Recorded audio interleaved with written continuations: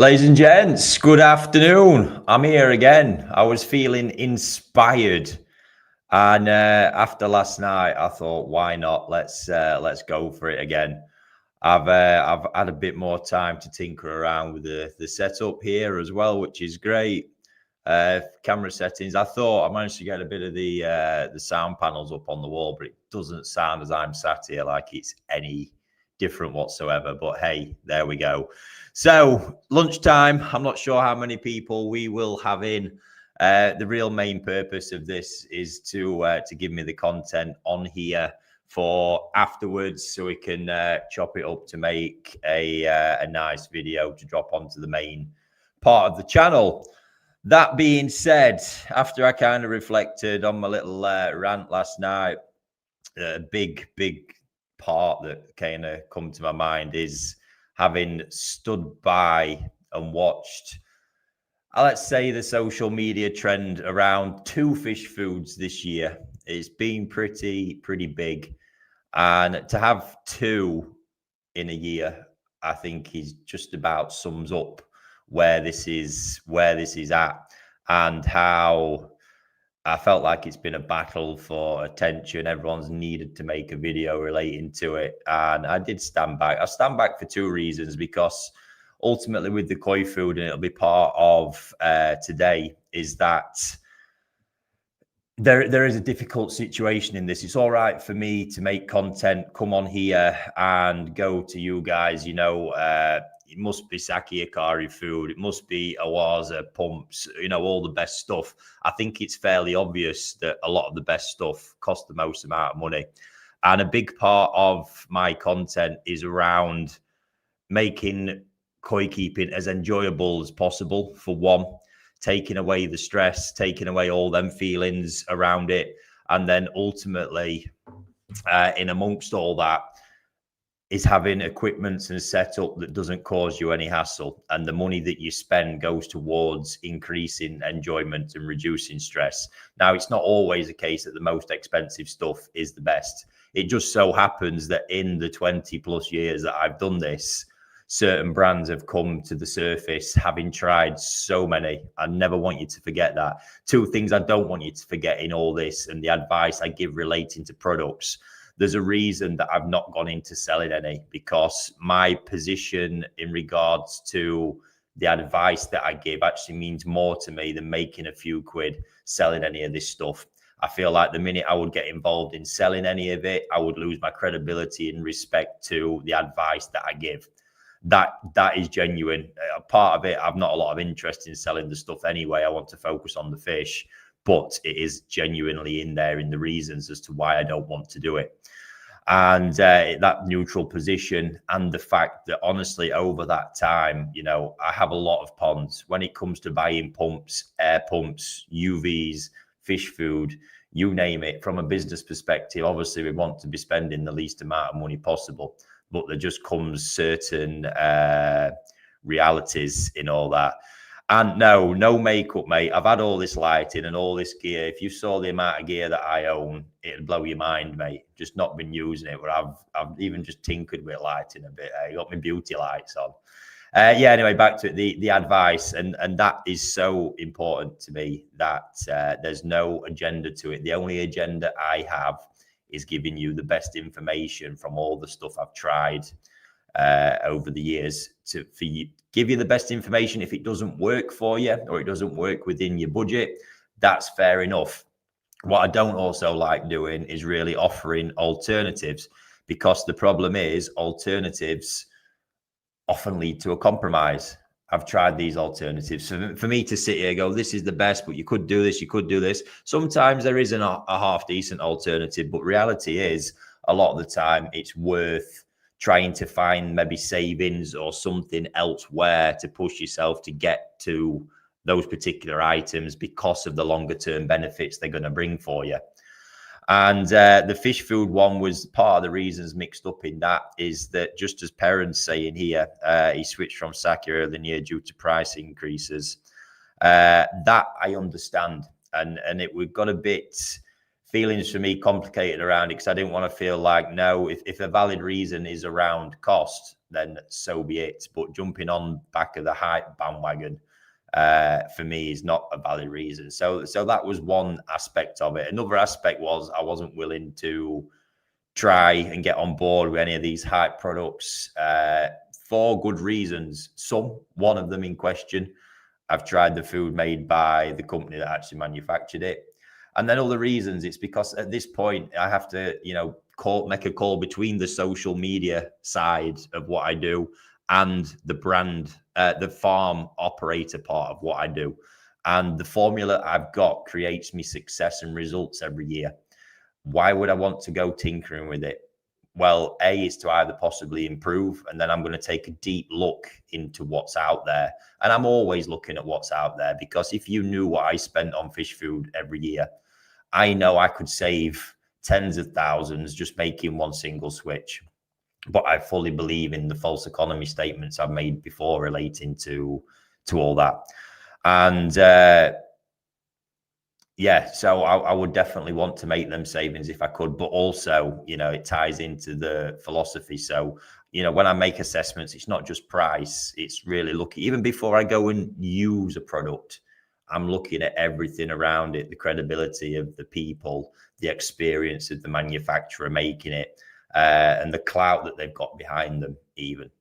All these things there in that mix for me. So I've stood back. I've watched it all go on. I've said my bits a few times. I've been asked on it. So it was hard for me to ultimately make a call or get involved in any of those discussions because I had nothing to add. The only thing I could add really is that that's not for me. It doesn't appeal to me, if you get where I'm coming from in that respect. The one thought I did have along that way is that seeing how easily swayed ultimately a lot of people seem to be by a lot of the videos and stuff that get put out, is that I thought it would be a good idea to share the way I analyze and actually look at fish foods and the thought process behind my decision making, because I felt like this was so missed. Everybody seemed to be wanting to take a pop at the big dog, and we are going to address that part today, in that Saki-Hikari still and will always be. And I think everyone knows this as well. It's just when there's an alternate reason for wanting to kind of move away from it, people want to make their excuses in a lot of ways. But this product is still, for me, the best ever made. Best koi product, one of the single best koi products ever made. It's phenomenal stuff. If you can get to using it, highly recommend it. And it's just one of those products, again, on a small list that I've mentioned, that you guarantee you will see the difference and see that it works. But when it comes to fish food, I see the big two topics here that get thrown up in relation to anybody doing any kind of food test or trial. I mean, they're never fair trials. There's never one running alongside the other. It's kind of, I used that last year, I'm using this year. What happened before last year is probably a distant memory and not fresh when it comes to that assessment. So we don't see a lot of that. I thought about potentially doing that side by side, but again, commercially, would it make sense for me to potentially lose out on quality development, growth development, you name it, by giving up a pond for a year to trial a fish food for you guys? And the answer is no. In all reality, it's not something I was willing to do in the end, even though I know it would be helpful and make great content. I know deep down from how many different things I've tried, I wouldn't be able to top the results I was getting in relation to the food. So assessment, waste, and then this growth rate is the two that seems to be the two massive focal points in relation to it. Now, the waste part I find fascinating, because here's my analysis on that. When you feed fish, or you put food generally into anything, you get shit out the other end. Now, the amount of shit and the disaster that will come out of it depends on the quality of the food that goes into it, how well and easily it's digested, and how much comes out. What, however, doesn't happen with any food, Saki-Hikari included, is you put food in, you get no waste out. And I think another dimension added to this as well is what pond winders have brought to the game. because now all of a sudden particles that, and I believe this wholeheartedly, I've seen it, that you will not generally see from top view, you see so much from side view. And it's took obsession around water clarity to unreasonable levels, to the point where I think some people are so obsessed they might as well just have a fucking water feature in their garden and not a pond full of koi that do shit. So that's a big part of it. And the waste thing, I don't think is ever actually really put under pressure, given the stocking levels that a lot of you guys carry and the amounts you actually feed. Even if you think you're feeding a lot, it's not all that. Flip that over to my end of the scale, where let's take the Karashigoi pond, for example, 1,200 gallons of water that right now even has 27, 28 fish in there that are circling around being 50 cm plus. And the feeding in there is around, I think it's just over a kilo a day at the moment. It is balmy. In that pond where waste can easily be seen because it's a brush chamber in there, you very visually get to see the waste levels. Now, there is no way, if I was to change that food and have even a small percentage increase in the amount of waste output, I'd be in trouble. The whole thing would fall down. As a result, then, I wouldn't be able to stock the pond as high, and the overall performance and yield from the pond would decrease. And that would, in essence, cost me money. So any savings made on food would be lost there in that area. Now, that's not something you guys are necessarily needing to analyze, but I think that's the level that waste needs to be analyzed at. A lot of the foods on the market today will not cause any real pollution in the water. I've seen some years ago, in fact, that's a lie. There's a couple out there. I'll not mention them because I don't want to get into any slagging off, but a lot of those kind of sticks, stuff around that, some of them are good, some will absolutely tank it. And there was the brand that I used many years ago, still out there big time, that when they changed over from fish meal to poultry meal, again, it just became unmanageable. Couldn't do anything with it at that point. And that's actually a very important point when analyzing any food. Your protein source is crucial, and it wants to be fish meal. Fish meal really wants to be at the beginning of that ingredient list because it's stacked in order of quantity. And all the best fish foods you will see loaded up in that way. So yeah, that waste analysis. Now I'm fully accepting there's going to be shit in the water, and the more I feed, the more shit there will be. It's just how that shit kind of forms. Is it manageable? Is the filter able to extract it, or is it so bad that the filter easily gets overwhelmed?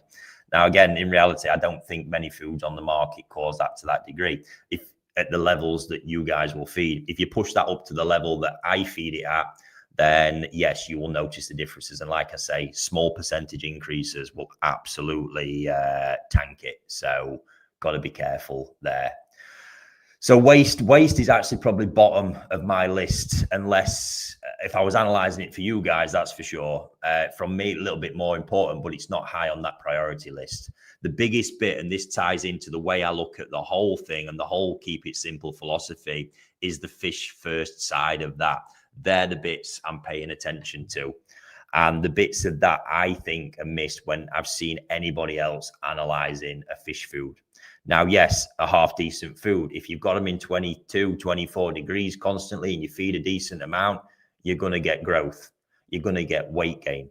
And there's the topic really in all this, the big bit, the weight gain, because the way that weight and volume is formed on the body is not all equal. And this is a real big part of it, because one of the big things that blew me away with Saki early doors was the way that these skeletons just looked so muscular as the fish grew. You could just see it was forming power, because what it's doing is making sure there's no kind of abdominal fat building, which very quickly bulks out a fish, and it's helping to build and convert into real body mass and not just fat and flab. And that all comes down to the unique balance that's in any food, in the way that carbs, fats, and proteins are balanced in order to fish to extract energy in the correct way, and obviously retain stuff within the body to build the mass. That is a real bit I just hear nobody talking about, because in order to do that, you've actually got to fully understand what is the absolute correct body form and what that's supposed to look like to be able to reverse engineer and go, well, that food's doing the business, that one isn't. It's actually a chat I had with Kaneko years ago, interestingly, that he wasn't happy with the shape of his fish. And he literally said, I use cheap food. I can't afford to use any other food, which I take that with a pinch of salt. However, he knew just by switching the food, he would change it, and that by using that poorer quality food, it was going to cause him issues in the body. And sure enough, it did. Yeah, these fish weren't lacking, but they didn't have that real power, tight belly lines, all the rest of it you come to see from using the high-end diets. And it's a real crucial part for me. It's not just about, yes, we want to push the length as much as possible. The big interesting thing with growing in length is you could cook that pond up to 25 and feed a minimal amount of any kind of shit, and the fish will still grow in length. But what they will do is stretch out at that point. So again, at that, what we need is a high conversion ratio from the food as well, that converts in the right way into the right mass. But when they're at that temperature, we want to know that every gram we're feeding is converting as high as possible to another gram in body weight. And how that ends up looking and what that weight is converted into is the most crucial bit. And in a diet, and this won't apply to everybody in all this, I fully get that. I'm just walking through the way I assess it. And I know a lot of the breeders assess it as well. So that is absolute top of my list. And over the years, I haven't, and let's not forget, right, when we talk about crazers, I've lived through so many of them. I'm guessing a lot of people who tune in today, the name of Shingoi, Koi Fudu, others like that, and so many that's gone before might not even ring any bells. These were big buzz food, took the market by storm years ago, and then died off and vanished very quickly. And that is for that reason. They just don't perform and they don't deliver on the goods. So body and that management of body is absolutely key in that respect. Top of my list when it comes to assessing a food. The next bit, and this is another huge bit that I don't think many are kind of maybe experienced enough to talk about, is skin development, and skin being two parts: the luster of the skin and the pigmentation of the skin, of the color as well. And as a professional, two major things I look at is the availability of pellet sizes and the availability of the separate diets. I cannot stand, and you'll see it many a time in different places, me saying this magical all-in-one pellet that gets sold to people. It's got the color enhancer in, it's got the growth in. No professional fish raiser of any degree would ever want that, because we want control of what we do. I want to grow food to do one thing: grow fish well, convert well, and get fantastic and proper mass. When I want to color food, I want to color food. I want it to deliver, because I want the option to be able to create my own mix, or just go straight color, just go straight growth, or ease it off with the likes of a balanced diet. When it all gets thrown into one, what that instantly tells me there is, looking behind the scenes, is the company's manufacturing processes, especially with pellet sizes as well. What they're having to do to get their efficiencies, possibly the cost down as well, is stick to the minimal amount of product lines, which isn't the best solution when it comes to choices for food and fish raising. Now, if you knew, one of the biggest hacks that I have is pellet sizes. I'm actually currently raising my golden corn. Many of you have probably followed the series. They're up to 40 cm, some above now. I'm still actually using a small pellet, the Saki-Hikari 2 to 2.5 mil. Even from the manufacturing at the sizes they do, with 2 to 2.5 mil, I think 5 to 5.5 mil on medium, I know that they understand the importance of pellet size even more. It's all part to do with digestive efficiency and optimal sizes of pellets. Now, if you look, everyone else just gone for standard 3 mil, 6 mil. That little bit of difference when you see the pellets side by side is actually remarkable. And I've got them on that because it's a huge hack. Now, when you think about it, you take 100 grams of a small pellet and a medium pellet, you lay it out, the surface area for digestion, bearing in mind that koi are pretty shit at actually chewing the food to break it down, and it's just passing straight through the digestive tract, using the small pellet helps with part of the process already. And I'm there with that one constantly. So me wanting to push the golden corn hard as I'm doing, they're on that pellet size still for a reason, and still will remain on that for quite a while to come.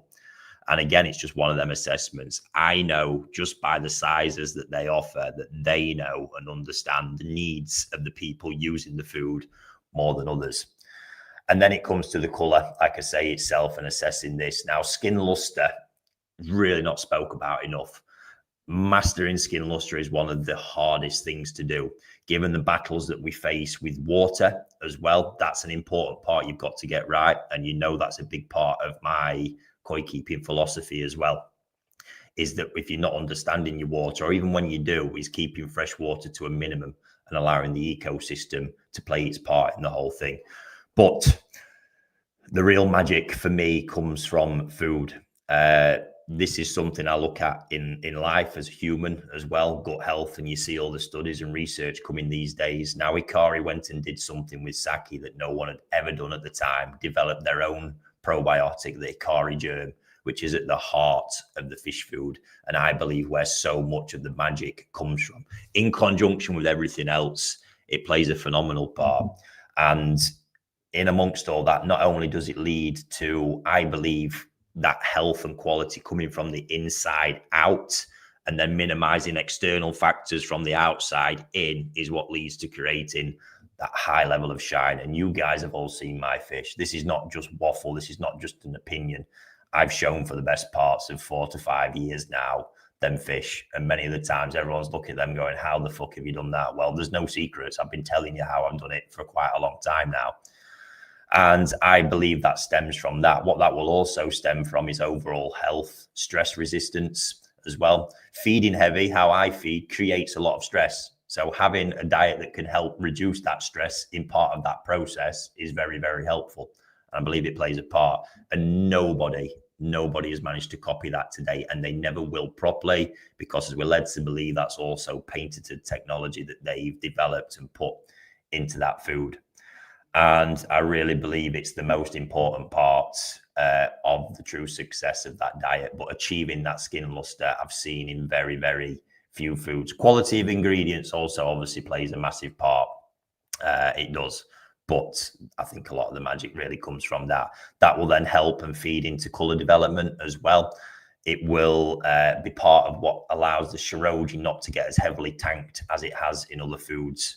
And then the fact of the diet separation. There's so many ingredients I absolutely hate that cause real issues in shiroji, in tanking shiroji especially. A lot of it related to food can be reversed, but some of it can go a bit too far and take too long. And then we're talking about, more than anything, Benny development. Sumi and food, I've not really seen any correlation relating to that, but Benny and shiroji, it's absolutely massive. So a lot of these complete diets and tend to be built off the back of heavy color enhancers around krill meal and stuff like that, that creates the pinkiness that transfers through to shiroji and through to Benny. But what it doesn't do is actually convert and metabolize into pigment cells a lot of the time. It does just physically enhance. The minute you take it away, the enhancement drops. It makes a bit of a glow. And then from that, you're left with the damage it tends to cause to the shiroji more than any as well. When you use high quality cultured spirulina, it actually converts into pigment. And it's a reason why, yes, it does tint shiroji still, but the higher quality spirulinas tend to do it less. And it's very easily reversed when you take it away. But when you take it away, what you're left with is color development and not necessarily just this color enhancement, which is very false. That's why you see true color foods on the market costing the money that they do. And the only place I've seen them come from, not just Hikari, but the other Japanese brand in FD, is Japan. They're the only ones that seem to use that level. Now, the Coppens spirulina I used years ago as well, that was probably the one I would sit just below them in that respect. I'm not sure where that sits these days with the fish meal scenario and all the rest. But back then, it was a core enhancer that I could also rely on that didn't do a bad job. And I know it contained a decent amount of decent spirulina as well. So yeah, big stuff that. And it takes a trained eye to really see the nuances. Now, I believe that the impacts from the levels of like a Saki-Hikari, most will see that so vividly and so clearly. Maybe not in other foods, and maybe you'll miss the subtleties of the negative impacts that other diets might cause on it.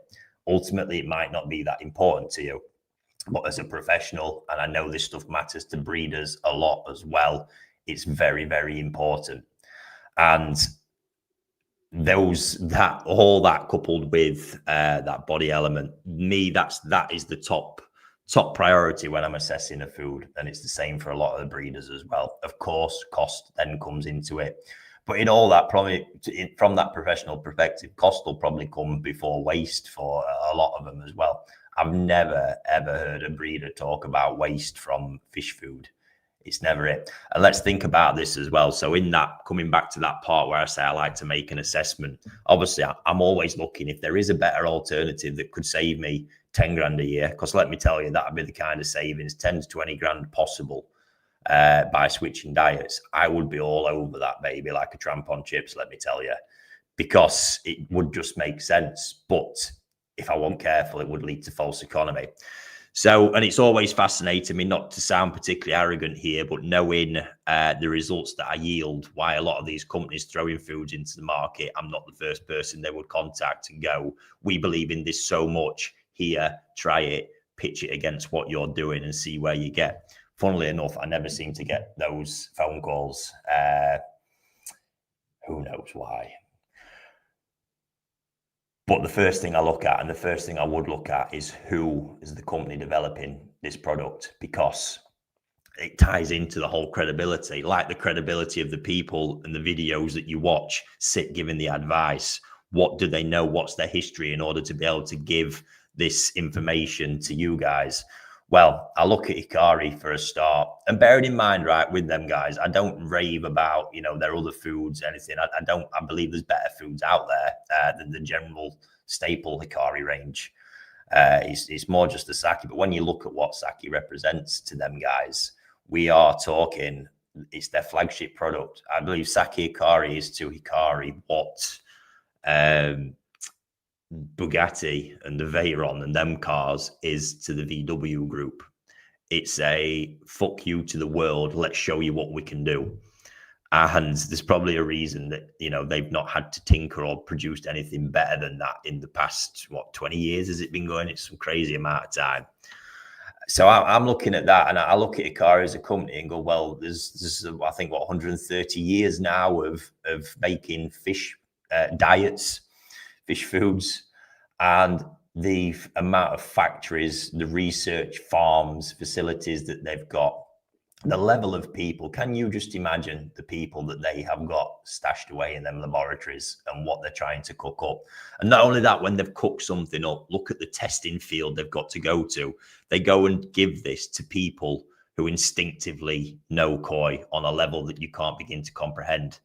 And they give it to them and they ask them to give them the proper feedback. And that feedback will be based on what it does to the body, what it does to the color, appetite as well. That's a big bit I kind of skipped over there. Is it's got to be palatable stuff, especially when, like in my case, we're trying to feed so much. We want the fish to keep eating. They've got to be stimulated by the taste and the flavor of the food. And that is a bit that massively gets overlooked in the whole process. And they get all that feedback and then they actually listen to it as well and they go and tweak it. I don't think I've really seen that. Coppens, I'll say for one, it's what got me. It's what got me this year. When I started using the Coppens diet, I looked at everything that they were doing and the research labs and everything they've got, and I thought, you know what, this actually makes sense. They've got a good testing field. They must have some good people. One of the bigger manufacturers biggest I think in Europe. And maybe one of the bigger ones in the world as well. So that really did make sense to me. Now look at a lot of these other companies and they're coming up with some recipe. You've got questionable testing on it, and then it actually gets passed to somebody like Coppens, who's got more know-how in making a food in order for them to make it. and make it en masse and get the cost down because they've got access to better ingredients and raw materials at better prices, all the rest of it. And then we consider price in all this, and you see how that kind of filters down. And I was looking at that going, well, why am I using all these other brands? Because literally what you are paying for is the brand tax in between it all. Because they're not the source. Sometimes it's not even the company's own recipes. They go to the likes of Coppens, who might have different recipes and things like that that companies can take on. And I just looked at that whole thing and thought, this is fucking mad. That's why I ended up with them at the time, knowing full well at that time I wasn't prepared to pay Saki prices. It didn't make sense with where I was at in the business to be making that level of investment. And yeah, so I'm looking at all that. So you see some of this new stuff come to market, and again, you just look into that bit behind the scenes, and I just think, nah, there's just not the credibility there. This needs some more time. This is a fad. This isn't going to be here for very long, and that's also because I have seen that happen so many times as well. I say it again back on here: Shingoi, Koi Fudu. There'll be loads of others if I sat and thought about it and pulled some of the old magazines out that I've got, but they come, they go, and there's just the few that remain there. One of the big ones being the Hikari stuff. So that is my assessment of where, again, how I look at fish foods, what I look at into it all. And I get that obviously in all this, I reiterate it, you have to make decisions based on your budget you have for your pond. What I would come back to and stress, however, is the importance of this in my philosophy. The quality of diet given is right up here. And I would be looking at any other areas I can cut money where I might be wasting it, spending it, even if it meant that one less fish per year. I'm in the business of selling fish. So you know that for me to say that is a big deal, but that's how important I believe that is. That in order to get that, you get this food, and it just then filters down, you know, improving that health, making sure that even in an unheated pond, your fish are potentially going into winter better nourished in order to get through that period as well, making your collection look better through, better color development. That for me is that assessment, and that is why I've not changed. Because I can't see a company who have the resources, even at the level of FD. Now, obviously, I have used, I'm just trying to get my notes up here as well, make sure I've not missed anything. I used FD for a period a while back. And yes, I saw signs of it being, if I was forced down a path, that is the next choice that I would be going for 100%.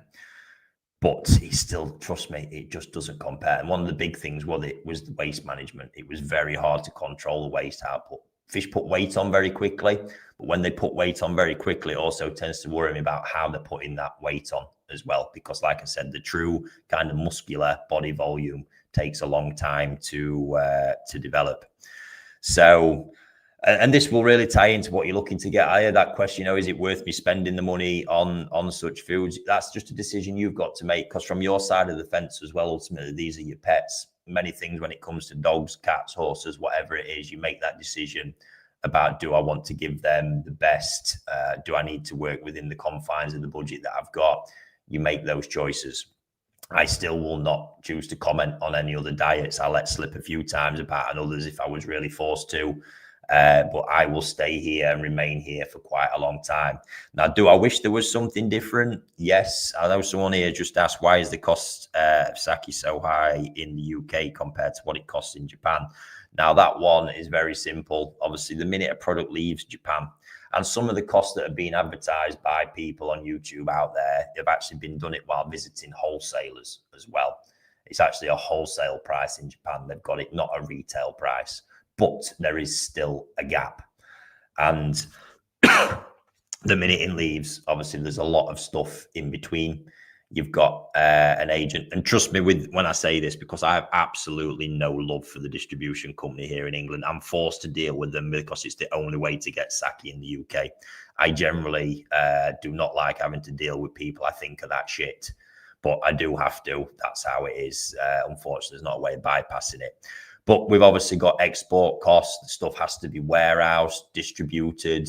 you name it, then it's obviously sat at dealers' shelves as well. And then on top of it all, we've got the lovely VAT in the UK slapping another further 20% on it. So you can quite easily see how that escalates up. I'm not 100% sure what the retail costs of the food actually are, but yeah, it's quite easy to see why it gets to the point that it gets to. I wish we could get a better distributor, however, and we might see a bit of movement in that. There's crazy things. Obviously, exchange rate plays a massive part. What I will say is we don't seem to see enough movement. We always see the movement when the exchange rate moves in the wrong direction. When it moves in the right direction, we don't see the gains there. And trust me, there's been a massive movement in that just recently. And I think if you just chatting aside, it's not really technical. A lot of the things that got banded around in relation to the price of it never actually came to fruition properly. And that was just due to very, very shite management of the people running it behind the scenes.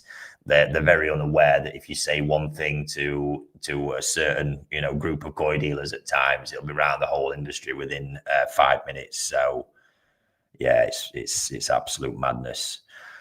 So right, let me get on my notes here to obviously I've spoke about there how I see it in relation to your food and the false economy side of it. You can pay a lot less for a food, but and we actually saw this with the claims with one of the diets this year. This one blew my mind in relation to its waste output. Well, feed 30% less.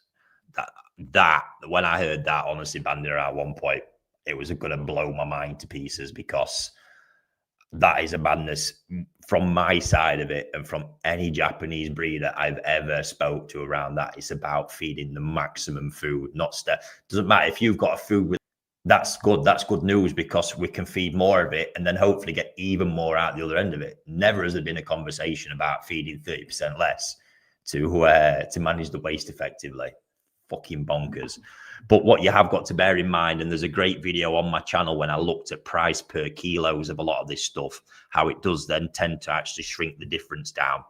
And when you look at it on that, you put it on more of a level playing field, and then understanding that when you actually delve into the likes of a conversion ratio, all of a sudden what you get is an understanding that you can be paying, say, 30% less for a food, but then you might even get a 30% drop off in conversion. Bit more shit you might see because they're not digesting it as well. And away we go. And then further to that, if that food's not maintaining the health of the fish as well, you might find that you get more issues with repetitive parasite problems and little bits along them lines. So before you know it, your costs have actually elevated versus going the other way around and putting the money into that top diet that brings a lot of other benefits that trickle down in the long run. So that's the one. Now, question there from Ian: what do I think to Dainichi Koi food? I've just had a chat about FD, and I'm going to pretty much leave that one there, because from what I've seen, I analyzed it, I had a look at it, and also skeptical of how Japanese will quite happily put the name on anything as well. And to me, it looked very similar, in fact, almost identical in its makeup to some of the basic FD diets. It was the technical analysis that was slightly different, which leads me to think they've possibly just changed the mix of ingredients slightly to weight it towards putting weight on the fish a bit faster. But I have seen it. I can talk firsthand. A client of mine decided to try it. And when I actually got to the pond for the first time to see it, I was shocked at how hard the water had become to manage in a 15,000 gallon pond as well. That's unbelievably well filtered. So yeah, that was crazy to see it, but not actually wasn't that crazy. It was crazy to see it again, but it reminded me of my experience when I used that food myself, and I saw exactly the same thing coming from it. So I'd ask you, just in that case, really strip the Dainichi hype away and actually look. And what also shocked me was to see a sack on one side that was just an FD bag with the FD print, and on the other side of the Dainichi label on it. Fucking madness. Just about sums up what happens in Japan sometimes, though. So yeah, and I think that's important, a big bit of kind of wising up and trying to look through the marketing hype and really look behind, say, everything going on in the bigger picture of it all. Right, one more scroll through this, guys. I'm going to dive into your questions because I don't think I've really missed anything. Like I say, I don't. As well as looking through that marketing hype, if you do stumble across these videos, I'd ask you to look into the person making the videos as well, and actually, go, is this person really, got the credibility to truly assess a food?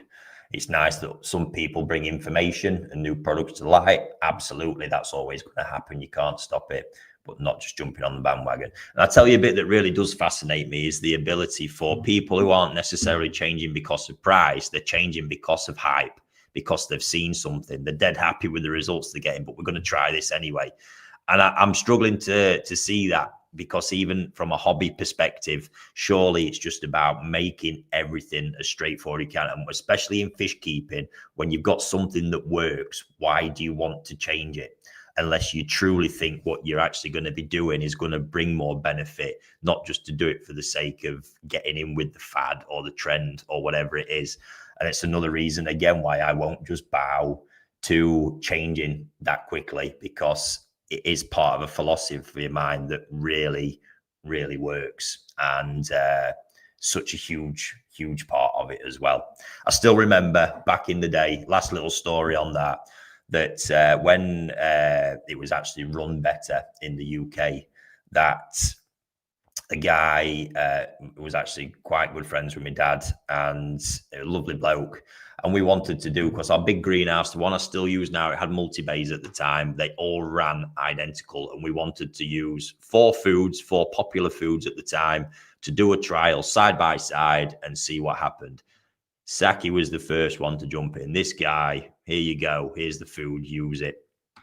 First question everybody else asked, funnily enough, was who else is in?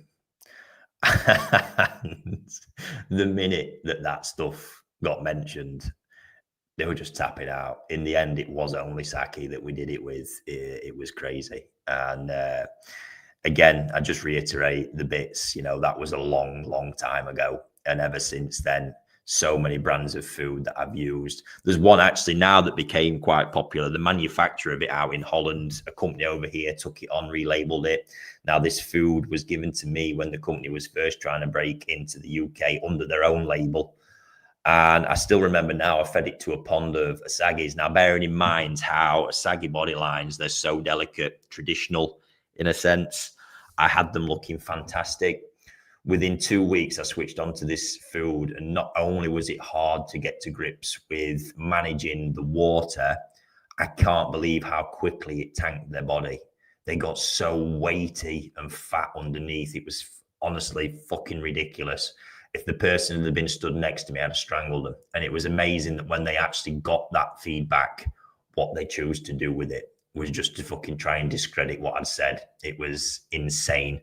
Because obviously they've spent all this time formulating, getting to the point where they're already at market. So, yeah, crazy. And like I say, done it with so many, and seen the results. Another one I do wish was around. It's still around in Japan. I don't know why it's not in the UK. I've not looked. Was a food, Kenko-Kanri, I think is the brand name in Japan.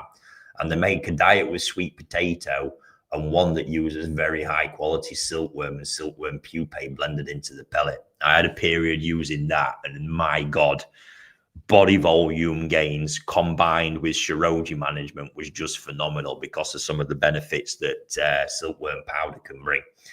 That stuff I miss. I think I get the feeling, though, if we manage to get it back, the cost of that would make Saki look cheap. So that's it. And the last parting bit before I get into this is just to remind you guys that I am not sponsored by anyone. I never will be.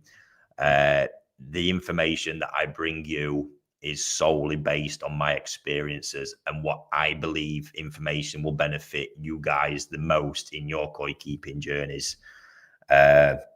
I think, in all honesty, a while ago, Saki or Hikari over here should have had their hands in their pockets and been throwing some love my way, but it's just not how it happens.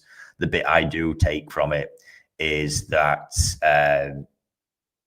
I have a great relationship going right up to the very top of Hikari in Japan, and it's one that I value, and I know them guys are grateful for the work that I do. Not that they need it, you know, the stuff speaks for itself, even in Japan.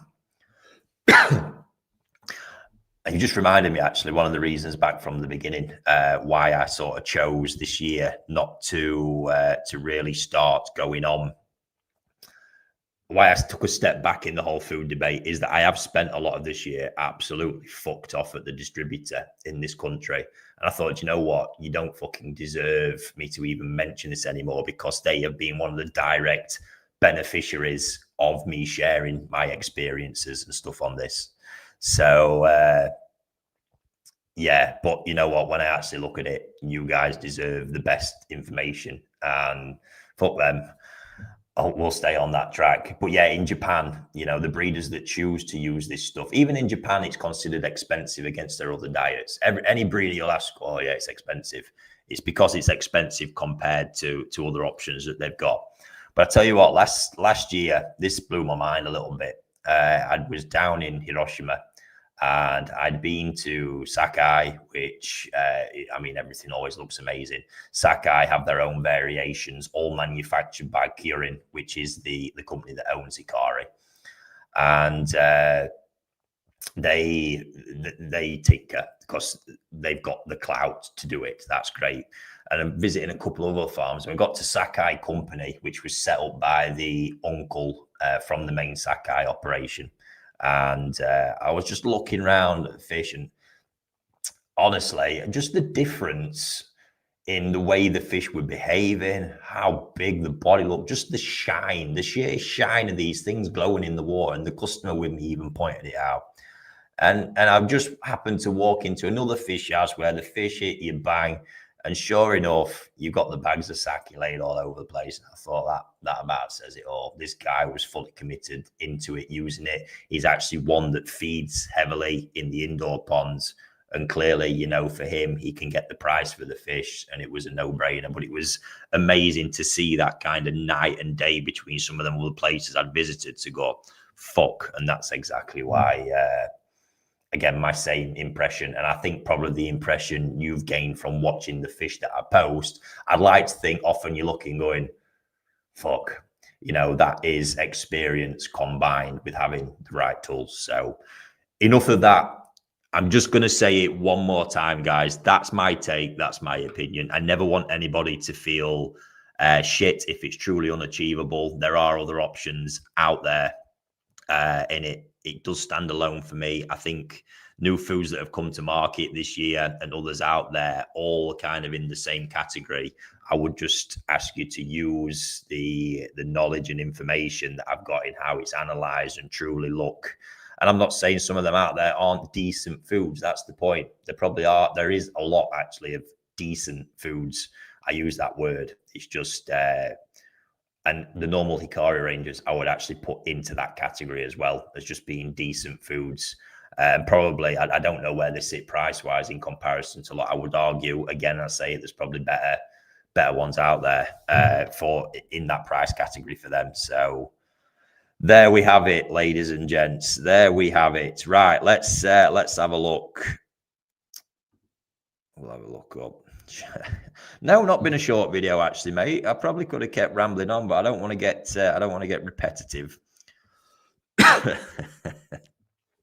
Craig, I've been sat on fence a bit too much with it for all the wrong reasons, to be honest with you. And again, I would just stress that case, you know, the evidence is there. I have give you the evidence. I show you the evidence constantly, all of the time. I couldn't give you any more evidence, but please just understand through this why I'm not willing to divert away from it. You know, the minute someone actually convinces me, and I'm always open, I'm always listening, then we'd give it a shot. But like I say, there's not too many new ones come to market that I've not, or new brands that come. A lot of the existing ones already been there, done that, got the t-shirts.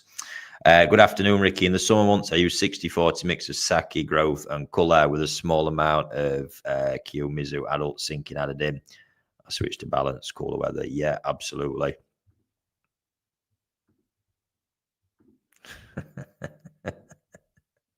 I wouldn't like to think this is a rant. I'd like to think this is an educational video. Oh, that was the right one. No, my lighting, mate. I've just actually stopped being lazy and got it sorted out. And that was the part, the sign, the point of this, the war room, let's call it. Very easy for me just to fire in here now, flick everything on, and we can get rolling. It's nice and quiet as well. I've not got the lads bombing in every 5 minutes either. I switched from Saki early in the year due to price increases, switched to a new food that had hype. Didn't see koi all year due to water clarity with green water treatment. Didn't work. Switched back to Saki pond, clear within a month. Says it all, parent, doesn't it? And that's a frustrating thing from a hobby perspective as well. You know, how much of that pleasurable time you can lose. And it's really crazy how a bad food can really just tip things on its head big time. If I wasn't feeding Saki, I'd have to go Takazumi, but the difference is night and day. Saki all the way.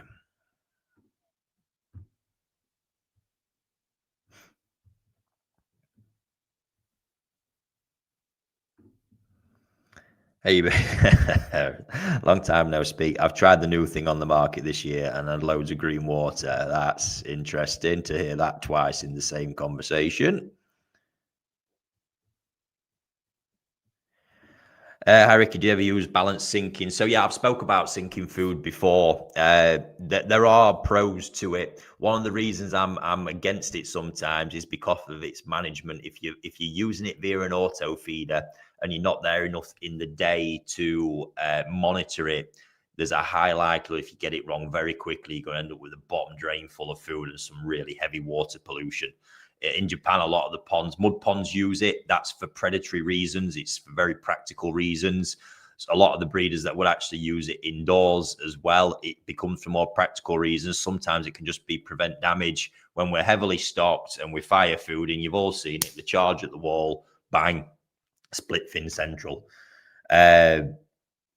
I have used balance sinking, growth sinking. I actually use growth sinking more now because I've found in ponds where I've got difficult feeders that don't like surface feeding so much, I can get more in my feeding windows using balance. They've got more confidence down at the bottom, but they are ponds where I can manage the setup. And of course, either myself or the team are there on site all day. We can be very reactive and study the feeds and make adjustments very quickly. So all I would say is if you're down that route, just err with caution on that front, especially if you're using a feeder. If you're just feeding it manually, it's a bit different. In fact, it's very different.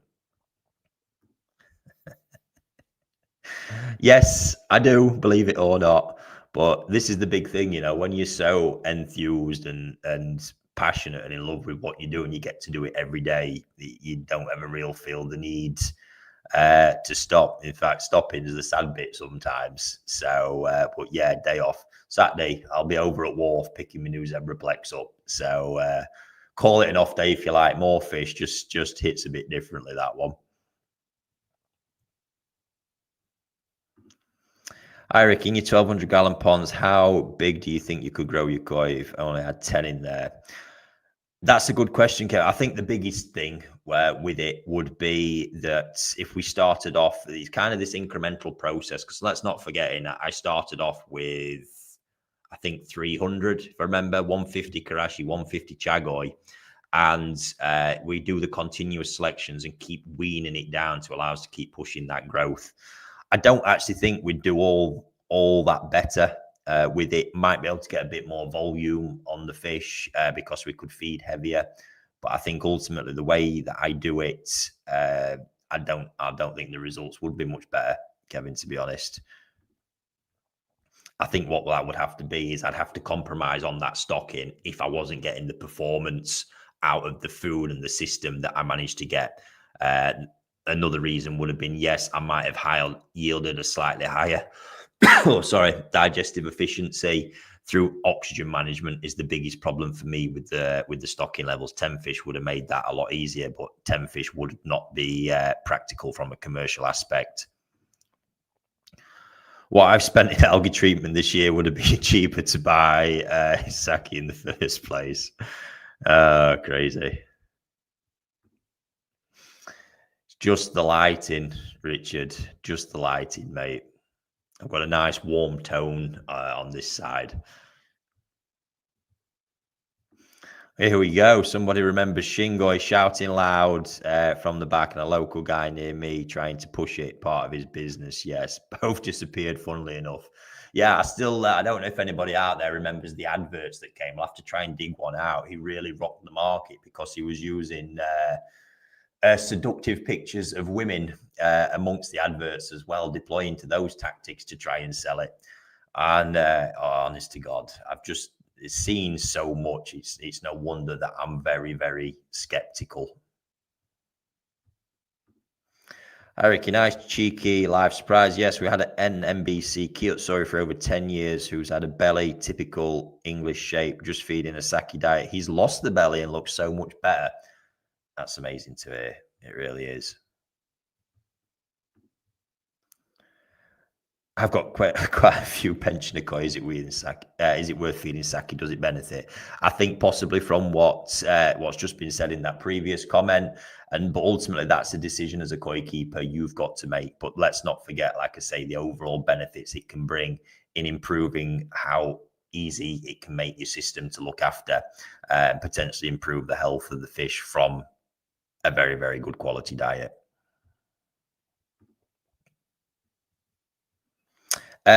More than likely, but again, I would actually fire some of that back to the distributor over here and how they handle it. Honestly, it's to say it's a shit show really is an insult to shit shows. And I have no good word to say about them. And the very fact, even if you just look at that, throughout all the hype of others, I decided to go quiet on my side of the fence with that, because that's a choice I have. I'm not tied to it. So they've obviously lost ground in that respect. And yes, I would say it was. And that is also part of the conclusion I came to during that period of looking at the hype around all the other stuff is I don't really give a fuck what you guys decide to do. If you decide to not listen, fall for any of the other stuff, do it. That's up to you. It still doesn't affect what I do. I'm still knocking them results out the park constantly. So all I can do is give you the information. And even from their respect, it's like, if they're losing ground, fuck them. It is what it is. It slipped me that one, Mickey. They're in quite a few different places, but they've obviously got presence everywhere. They're at every koi show. You see the reps around, constantly visiting breeders, talking to them. The feedback loop is just massive.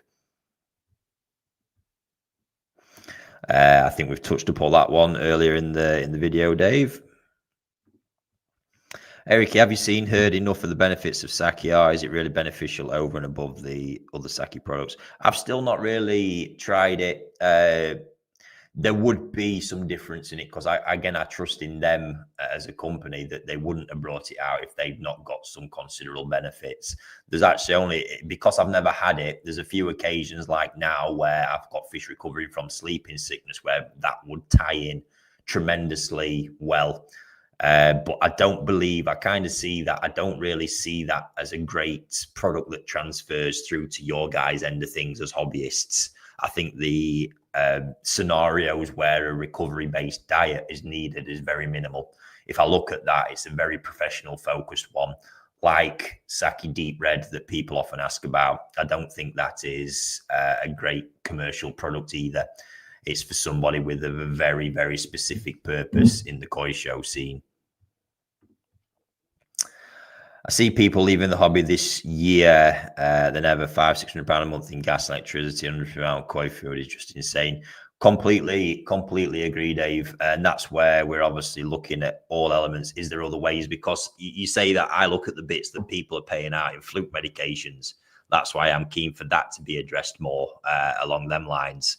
So there's a balance to it. I think there's always an area where savings can be made. Now, an interesting point, as much as I've just rambled about food, one thing I would say is in the pecking order of priorities, if you're having to make decisions, is that if I didn't have, if it was a choice between heating the pond and feeding a slightly inferior food or not heating the pond, I will go with the heating the pond part. or having the pond heating, because I do know the overall benefits that can bring in control and stability would even far outweigh the benefits of that. Now, obviously, for me, in my philosophy, having both is right up there. But if you are having to make them choices, that is the one I would stack up in that scenario. Ricky, a man of your energy and commitment to supporting the koi world, would you consider taking on Saki-Hikari distribution, or is the market a necessarily closed shop? Yeah, I mean, you've got to remember as well, the only thing I have any interest in is Saki. Hikari do all the tropical diets. I actually use 2 of those in my tanks, which I love as well. They've got the goldfish diets. They've got all the general Hikari range. I've got no interest in it. So it's kind of like, I just wish, and there is actually a distributor that covers all of Europe who operates in the UK. They can't even get access to it, and they literally do the whole of Europe for Hikari. It's just, it's a way, Japanese business, that whole loyalty vibe that goes on. It's really tough, but no, I have no interest. My focus is on the fish. And to be honest with you, the content and education and all that, that's where I am. That's my happy place. Getting involved in product distribution and all the rest of it, I've got no energy. I think it would zap the life out of me very quickly. I struggle to get large sacks of small size pellets of sake food. A lot of dealers seem to sell medium or large. I go to medium due to various koi sizes, especially the beast I received from you. Yeah, it is out there. Again, it was one of the fucking bits of bullshit that was fed in. I was told small pellet was going to be done away with, and then they decided to keep it and just not tell anybody. I'd actually got into discussions about, having to buy it in bulk up front in order to get it in kind of special ordered. It's insane situations, but I don't think it's a particularly good seller. I think because of the lack of understanding around small pellet, and you're actually probably right that in a lot of the mixed ponds, people have the medium pellet at 5 to 5.5 mil, especially that they have such a diverse range, and you've got to kind of consider all aspects there. In the case of me talking about the small pellet with the golden corn, I'm targeting something very specific for a specific reason. And that's why I'm down that route of choosing to do that. But I think for the general situation, the medium is the best fit, which is why you see a lot of it. Hi, Ricky. My pond is currently at 74 degrees. I think that's going to be. I ran out of sake balance and was unable to source some growth. I was wondering at what tempo I would stop feeding growth, or can I just run growth through the fall? Yeah, no, I'm not massively into that. Also, why do they only make sinking balance in the large bags?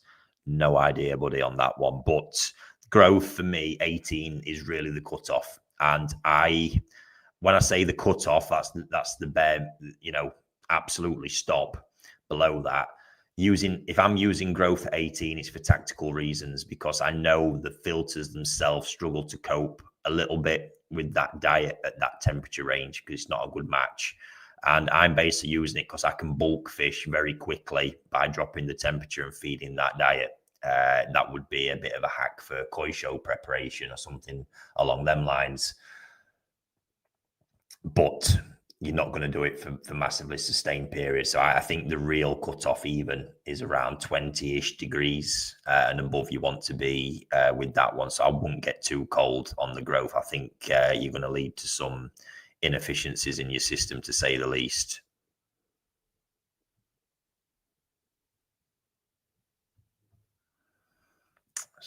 Look. I only feed sake growth, going to mix the colour L45 with growth. Do I need the balance as well, or is that fine? No, Jake, if you've got the temperatures right, that's the optimal mix. Like I say, I'm looking at balance when it drops down.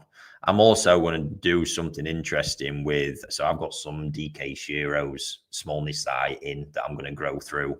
And I'm actually going to see what I can do with them with balance, just balance alone over this winter, actually.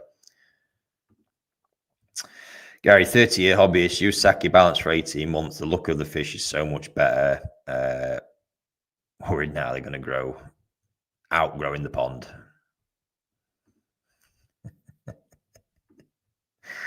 Not a lot tomorrow. I've got quite a bit to do, and I believe I'm taking wife out for lunch tomorrow, so we might be safe.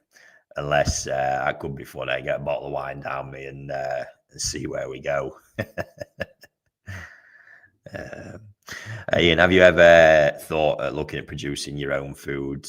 I think the only one for me is if, and there's very few areas where I see it, because actually one of the areas I like the look of was what's happened with the N20 that Hikari are making for Saki, is that concept of utilizing wheat germ for the skin benefits it can bring, but making it into a growth food. I think that was really clever. Obviously, it's only really suited for a bigger fish, but it would be if there's really an improvement I could see beyond that stuff, and I could do it with a company like Hikari where I know there's going to be the quality. Because reality is, it'd be a waste of time being able to top that stuff. Yeah, I can't see it. And then again, look, they've gone and done the bits anyway, like pure white, deep red, recovery foods. It just doesn't leave much room for trying to muck around with anything else. Why do the wholesalers in the UK have sole distribution rights? It's crazy. They're ripping the UK public blind. I know Ormskirk Pets love to bring into the UK loads cheaper, but we're stopped. Yeah, mate, I think it's a Japanese culture thing you're coming up against there, and it is very anti-competitive as well. Again, I'm not going to say too much more on it because I've just got no love for it.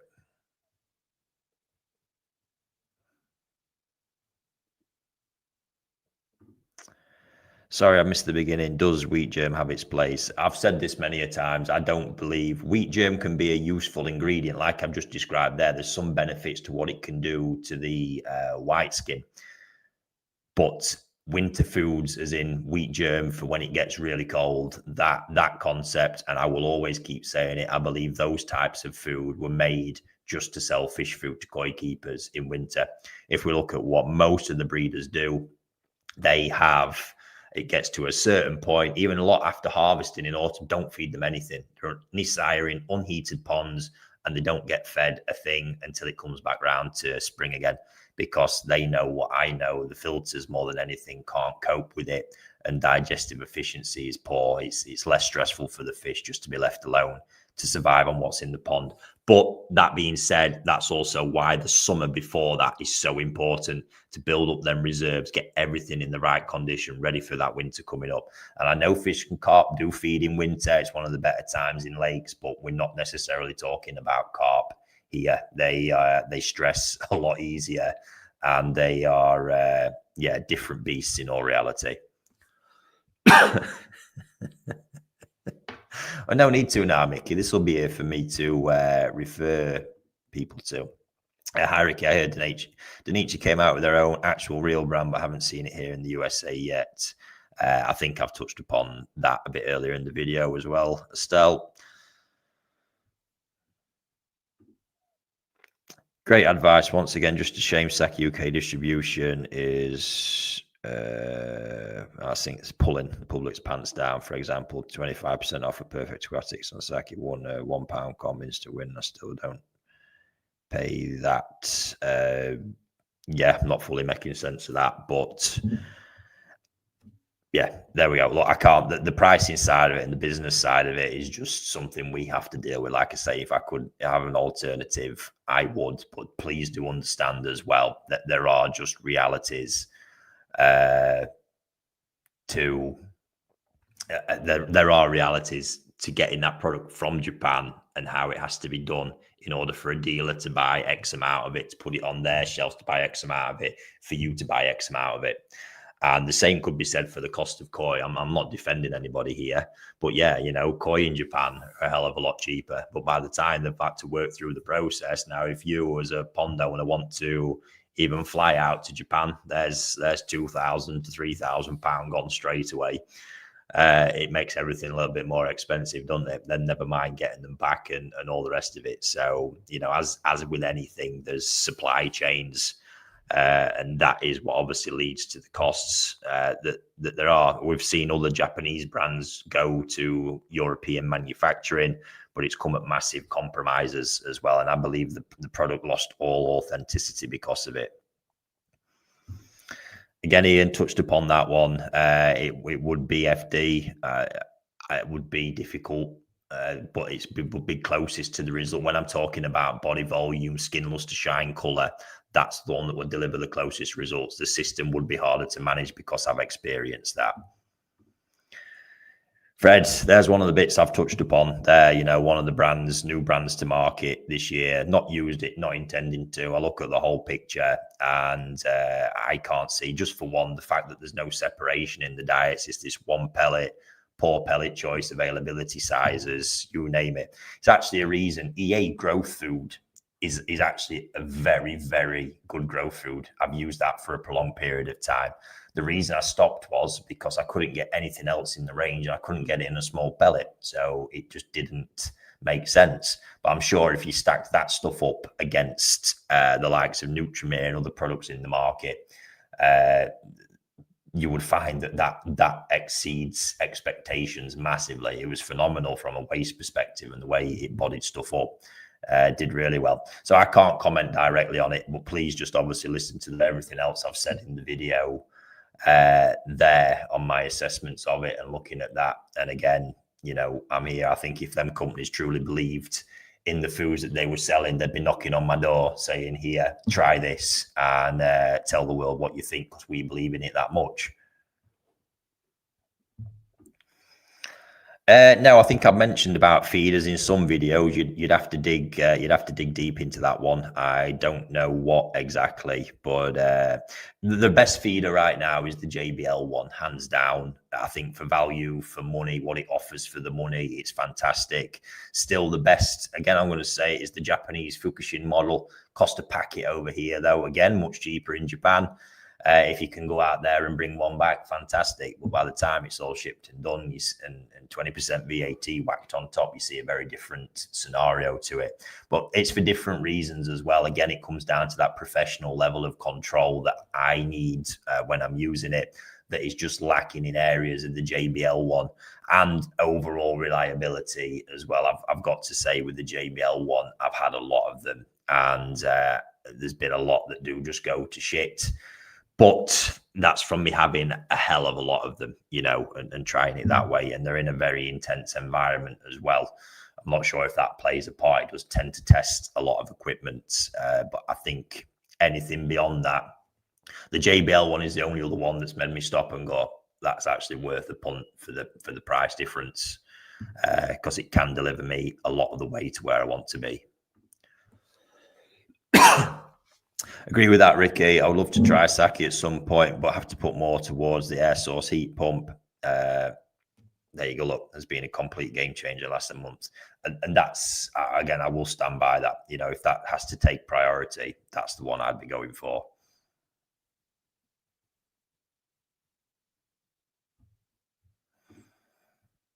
Oh, Richard, honestly, mate, it's quiet, isn't it? You know, why have you not been in lives recently? I have, you know, noticed a severe lack of football banter when you've not been there and present, mate, I must say.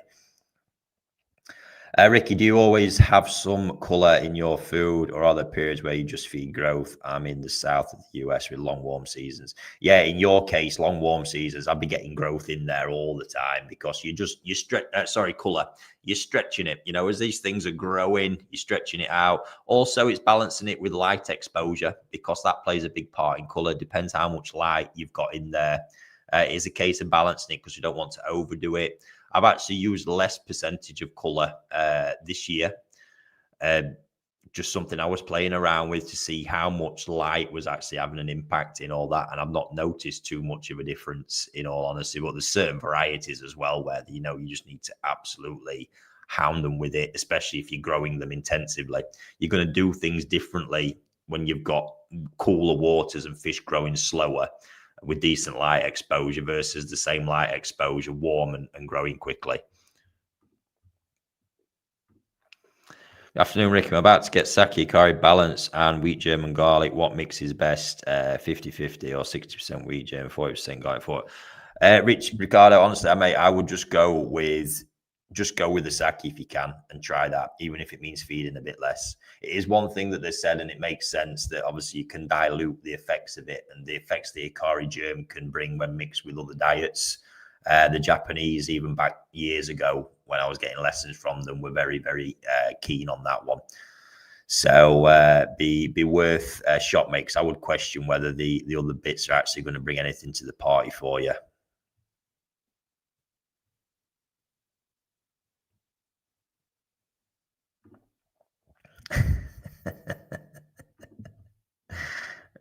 Dear.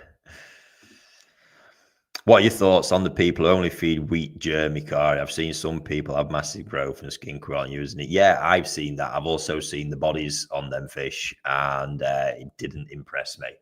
So weighty is the word I would use on that one. And it's one of the reasons I don't like using wheat germ diets, just straight wheat germs, especially in winter, is because I've seen how much ends up sitting on the gut. Not a fan of it whatsoever. And that's again where I talk about that analysis of really technically breaking down to a high standard the difference between, yes, two big bodies, but you know, which one's got that muscular, powerful form and which one's just overweight, basically. And that's what I've seen as a result of wheat germ. You'll definitely get them to grow 100%, but and it's also what you see of the Benny as well. That were the two bits massively underwhelming. Shite Benny development, and yeah, not the one.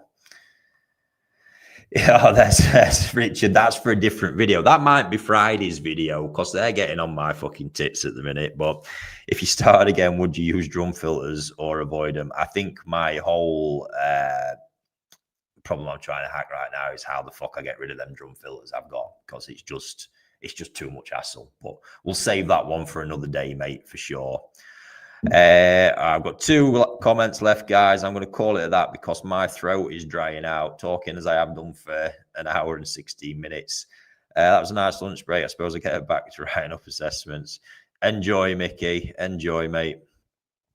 Hi, Ricky. I've just turned up, so apologies if you already covered this. I'm unheated and use Saki balance when the water is above 18 and above. Would you recommend for lower temps? Exactly that stuff, Ray, until you get down to about 12-ish. When you start dropping below that, the amount you're feeding should be so small, a bit of balance is not going to hurt anything until you get to a point maybe around 8 degrees or less, where, in my opinion, you should pretty much just stop feeding altogether for the sake of your filter. Jeff, yeah, again, I've mentioned that in unheated ponds. The big problem is when you're using the growth, what you want is to be pushing. You need consistency in your temperatures because you need to build the filter up at the same time. And as I've really seen this year, the temps, even when you had the warmth, everything was still too wild. This year, probably in the UK, was the best chance people had to unheated, to have a prolonged period of getting growth in.